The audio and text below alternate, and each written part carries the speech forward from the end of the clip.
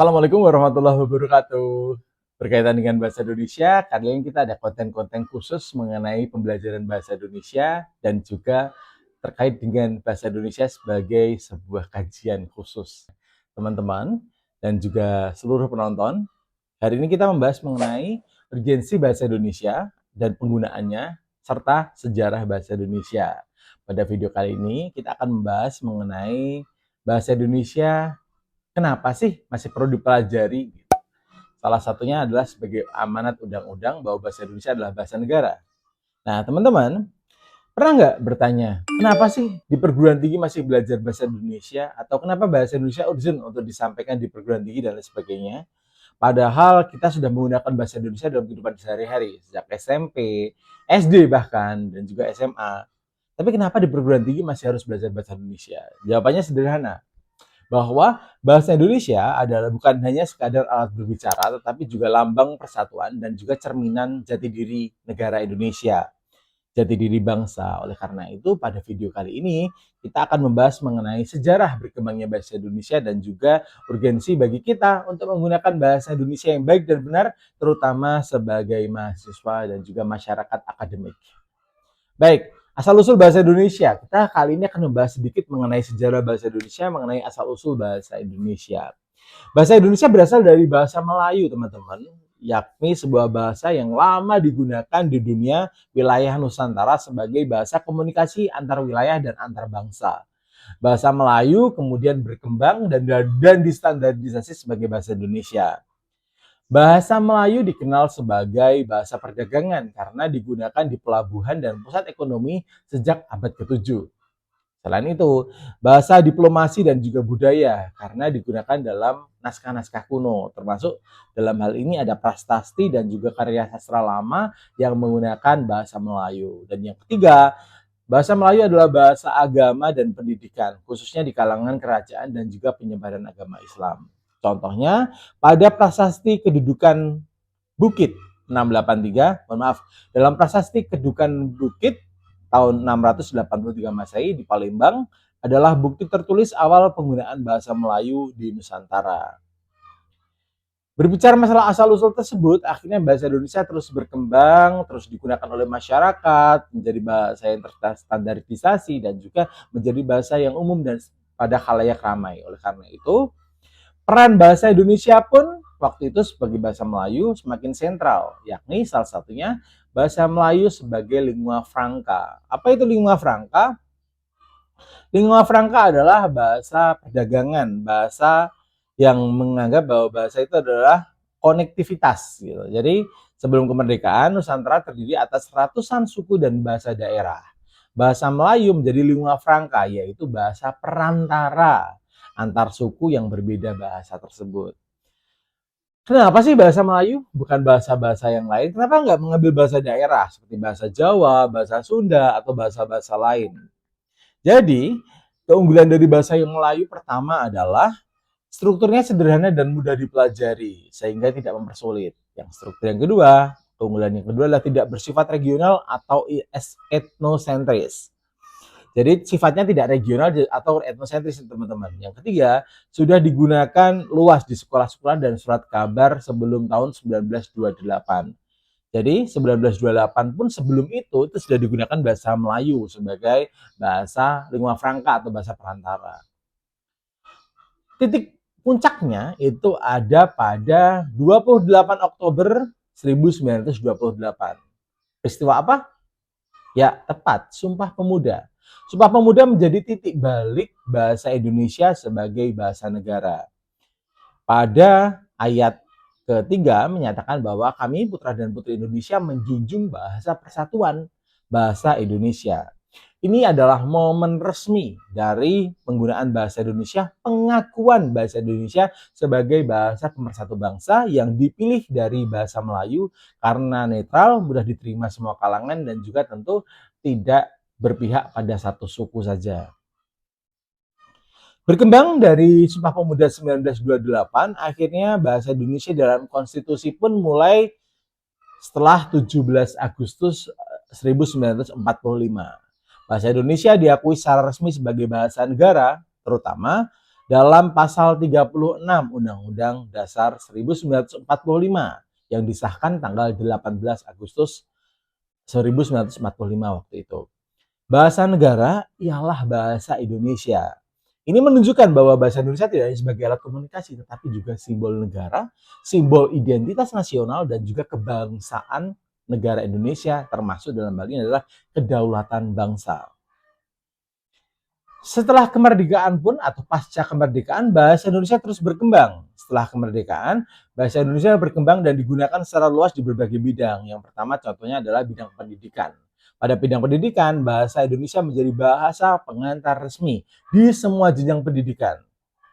Di pemerintahan dan hukum, bahasa Indonesia digunakan dalam dokumen resmi, peraturan, dan surat menyurat negara. Pada media massa, bahasa Indonesia menjadi bahasa utama dalam berita cetak, radio, televisi, maupun internet. Sedangkan di ilmu pengetahuan dan teknologi, bahasa Indonesia merupakan bahasa diseminasi dan merupakan perluasan kosakata melalui pembakuan istilah. Terkait dengan modernisasi dan tantangan globalisasi, bahasa Indonesia pun menghadapi globalisasi dengan cara yang baik dan berkembang melalui badan bahasa dan juga balai bahasa di setiap provinsi. Di era globalisasi, bahasa Indonesia menghadapi tantangan seperti adanya campur kode atau mixing menurut kajian sosiolinguistik antara bahasa Indonesia dan juga bahasa asing. Kemudian pengaruh bahasa gaul, slang, atau singkatan tidak baku di media sosial itu juga memengaruhi globalisasi atas pengaruh globalisasi dari penggunaan bahasa Indonesia. Yang selanjutnya adalah kurangnya minat generasi muda untuk menulis dan berbicara secara benar. Namun, demikian, bahasa Indonesia juga semakin kuat dengan adanya beberapa regulasi, digitalisasi, dan pengayaan kamus daring. Badan Bahasa terus berinovasi untuk mengembangkan inovasi-inovasi penggunaan bahasa Indonesia yang baik dan benar melalui berbagai situs resmi dan juga melalui edukasi-edukasi yang dilaksanakan oleh Badan Bahasa. Selain itu, adanya standarisasi oleh Badan Pengembangan dan Pembinaan Bahasa menunjukkan bahwa mereka serius membuat kebijakan mengenai bahasa Indonesia. Dan juga yang terakhir adalah adanya promosi penggunaan bahasa Indonesia bagi penutur asing atau kerap kita sebut sebagai BIPA. Internasionalisasi bahasa Indonesia melalui program BIPA membuat bahasa Indonesia semakin sentral dan juga makin digunakan oleh masyarakat publik. Oleh karena itu, sebagai masyarakat bahasa, sebagai masyarakat Indonesia, kita patut mempelajari bahasa Indonesia yang baik dan benar. Karena selain itu adanya urgensi. Urgensi yang pertama, urgensi bahasa Indonesia adalah bahasa Indonesia sebagai identitas bangsa. Bahasa Indonesia mencerminkan jati diri bangsa dan persatuan bangsa Indonesia. Ini menunjukkan bahwa bahasa Indonesia masih memiliki posisi sentral dan juga penting di masyarakat. Yang kedua adalah bahasa Indonesia merupakan alat pemersatu dalam negara dengan ratusan bahasa daerah. Tentu bahasa masing-masing memiliki karakteristik masing-masing. Oleh karena itu bahasa Indonesia datang untuk menyatukan komunikasi antar suku, antar bahasa, antar budaya tersebut. Yang ketiga adalah melawan tantangan globalisasi. Bahasa asing, media sosial, dan bahasa gaul dapat menggerus kualitas bahasa Indonesia jika tidak digunakan secara bijaksana. Yang keempat adalah peran strategis mahasiswa, dalam hal ini adalah kalian sebagai pengguna dan juga sebagai akademisi. Untuk apa? Untuk menggunakan bahasa Indonesia sebagai calon intelektual, sebagai bangsa wajib menguasai bahasa Indonesia dengan baik secara tulis, diskusi, maupun menyampaikan gagasan secara ilmiah. Oleh karena itu, fungsi dari bahasa Indonesia pun akan semakin sentral dari satu fungsi komunikasi.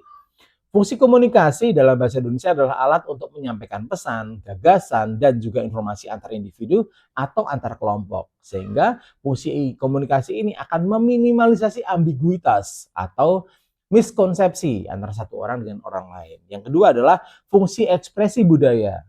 Bahasa Indonesia memiliki fungsi ekspresi budaya terutama untuk merekam dan mewakili kebudayaan kita serta nilai-nilai yang hidup di dalam masyarakat Indonesia. Yang ketiga, fungsi integritas nasional, yakni menyatukan berbagai suku yang ada di Indonesia dalam satu kesatuan yang utuh, integrasi yang bersama-sama sebagai wujud Indonesia yang bersatu. Yang keempat, fungsi bahasa Indonesia dalam pengembangan ipteks, yakni bahasa Indonesia digunakan sebagai bahasa ilmiah dalam pendidikan, penelitian, dan juga publikasi akademik. Dari fungsi-fungsi tersebut, makin kuatlah kedudukan bahasa Indonesia.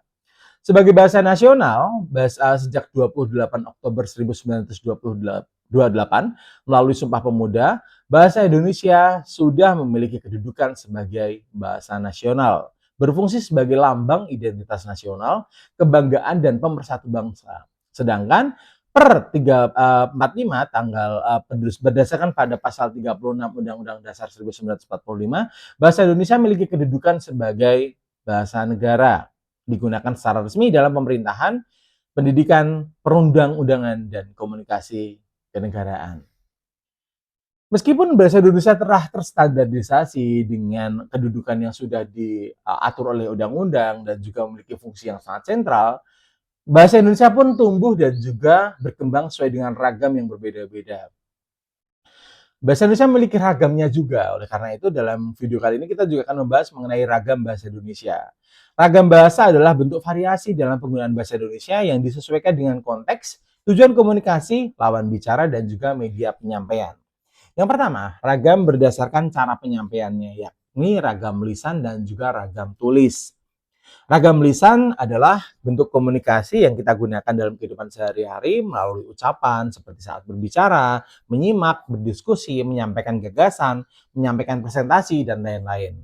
Sedangkan ragam tulisan adalah bentuk tulisan, misalnya laporan, makalah, surat resmi, atau artikel, dan lain sebagainya. Bahkan kita membuat status story WhatsApp dan story dalam sosial media pun itu merupakan ragam tulisan. Ragam berdasarkan situasi pemakaian kita bagi menjadi 3. Yang pertama adalah ragam resmi atau formal. Dipakai dalam situasi formal seperti di dunia akademik, pemerintahan, atau upacara. Ciri khasnya adalah penggunaan struktur kalimat yang baku dan pilihannya yang sesuai dengan kaidah bahasa Indonesia. Ragamnya santai, non-formal, digunakan dalam percakapan sehari-hari yang bersifat akrab seperti saat berbicara dengan teman atau keluarga. Bahasa yang digunakan pun cenderung bebas dan tidak kaku. Ragam yang ketiga adalah ragam biasa atau netral. Digunakan dalam kondisi umum yang tidak terlalu formal maupun santai seperti dalam berita atau pengumuman umum.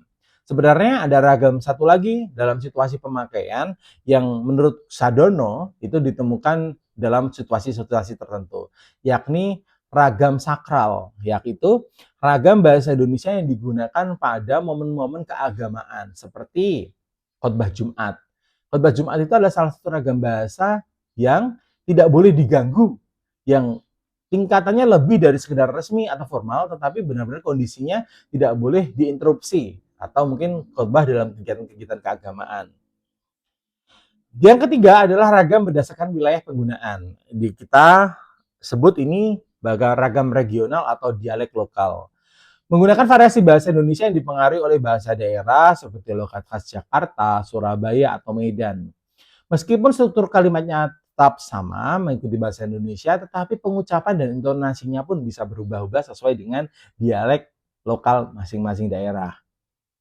Itu adalah contoh ragam berdasarkan wilayah penggunaan. Sedangkan kita bagi ragam yang keempat berdasarkan bidang atau profesinya. Kita di sini sebutkan minimal 5. Bisa berkembang. Yang pertama adalah ragam akademik atau ilmiah. Dalam ragam akademik atau ilmiah digunakan dalam tulisan atau diskusi ilmiah. Ciri utamanya objektif, logis, dan mengikuti struktur baku. Yang kedua adalah ragam media atau ragam jurnalistik. Dalam ragam ini dipakai dalam penulisan karya berita atau informasi publik. Gaya bahasanya cenderung singkat, informatif, dan juga menarik. Gitu.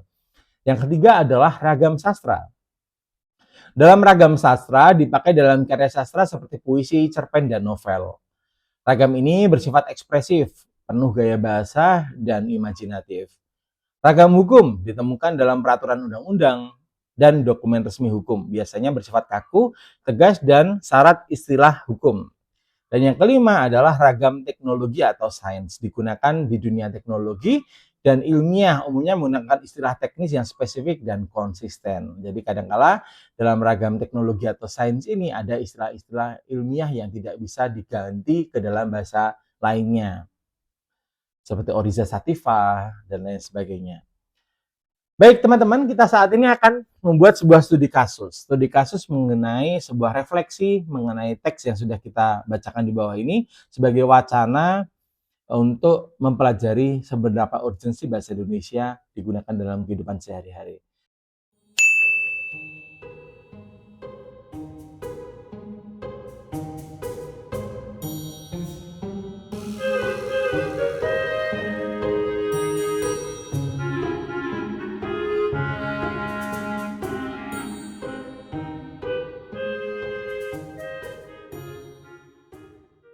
Baik, teman-teman, dari kejadian tersebut, teman-teman Danu menyadari bahwa kebiasaan mencampur bahasa Indonesia dan bahasa asing dalam komunikasi hari-hari kurang tepat ternyata jika dibawa ke dalam konteks pendidikan formal.